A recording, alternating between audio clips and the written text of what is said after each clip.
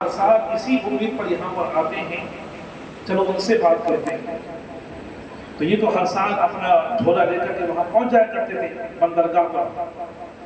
تو ان کو بلایا گیا اور ان صاحب سے ملاقات کرائی گئی جو بیمار تھے کہ یہ صاحب بیمار ہیں، یہ حج کو نہیں جا سکتے، ان کے پیسے سے آپ کو حج کو بھیجا جائے گا۔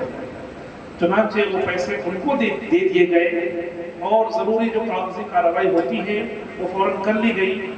اور اس وقت میں عارضی یعنی حج کے لیے اسپیشل پاسپورٹ بنا کرتا تھا، تو حج کمیٹی کے لوگوں نے پاسپورٹ جو آفیسران سے ان سے بات کی کہ ایک بندے کو حج کے لیے بھیجنا ہے، تو انہوں نے بہت ہی ایمرجنسی میں 2-3 دن کے اندر ان کو حج کا پاسپورٹ بنا کر کے دے دیا۔ اور ہماری مسجد کے یہ خادم جو مسجد کی صفائی کرتے تھے، جن کے پاس 1 روپے نہیں تھا، حج کے لیے روانہ ہو گئے۔ اور ہماری مسجد میں کسی کو پتہ نہیں کہ خادم صاحب کہاں چلے گئے۔ 3-4 مہینے کے بعد، اس وقت کئی مہینے کا سفر ہوتا تھا، تو غالباً 3 مہینے کے بعد وہ واپس آئے اور بے انتہا خوش کہ پروردگار عالم نے مجھ کو اپنے گھر کی حاضری کے لیے قبول کر لیا، الحمدللہ میں حج کر کے آیا ہوں۔ کوئی بھی اس بات پر یقین کرنے کے لیے تیار نہیں تھا کہ کیسے ممکن ہے کہ آپ کے پاس نہ پاسپورٹ ہے، نہ پیسے ہیں، نہ حج کے اخراجات کا کوئی دوسرا انتظام ہے اور آپ حج کے لیے چلے گئے۔ تو انہوں نے پوری بات بتائی کہ اس طرح کے حالات پیدا ہوئے اور الحمدللہ میں حج ادا کر کے آ گیا۔ تو بتانا یہ ہے کہ انسان کے دل کے اندر اگر سچی طلب ہو،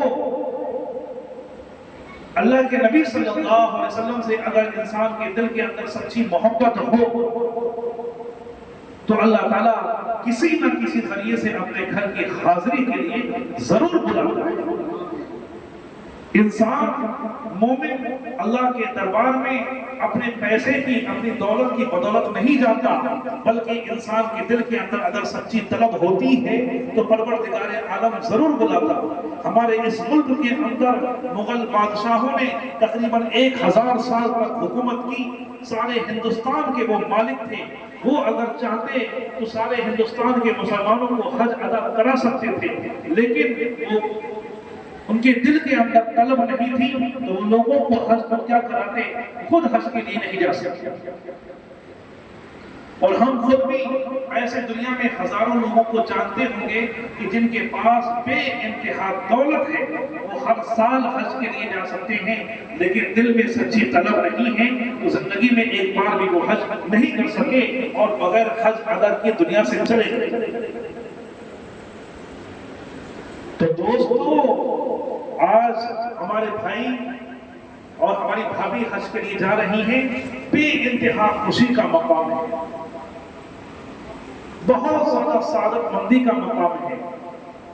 ہمیں بھی آج اس مجلس کے اندر یہ طلب لے کر کے اٹھنا ہے، یہ ارادہ لے کر کے اٹھنا ہے کہ ہم بھی اللہ تعالیٰ سے دعا بھی کریں گے اور ہم سے جو کچھ بھی ہو سکے گا اس حج کے لیے ہم جمع کریں گے۔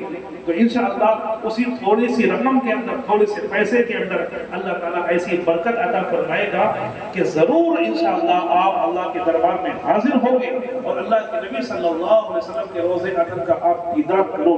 لیکن شرط یہ ہے کہ سچی طلب۔